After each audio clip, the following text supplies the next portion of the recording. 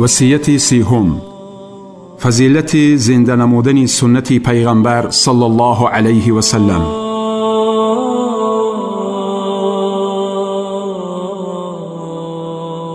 از عمرو پسر عوف رضی الله تعالی عنه روایت است که پیغمبر صلی الله علیه و سلم بلال را گفت: بدان بلال. بلال گفت: چرا بدانم ای پیغمبر خدا؟ پیغمبر صلی الله علیه و سلم فرمود: بدان کسی سنت از سنت‌هایی که بعد از من نیز شده باشد زنده نماید، برای او مثل ثواب به آن عمل کنندگان بدون این که کم کرده شود از ثواب آنها داده می شود.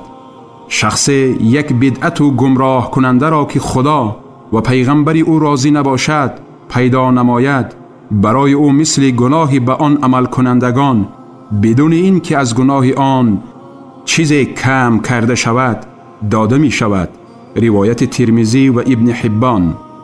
از عبدالله پسر عباس رضی الله تعالی عنهما روایت است که پیغمبر صلی الله علیه و سلم فرمود: شخص به سنت من هنگام فساد شدن امتم چنگ بزند، یعنی عمل نماید، برای او ثواب 100 شهید باشد. روایت بیهقی و طبرانی.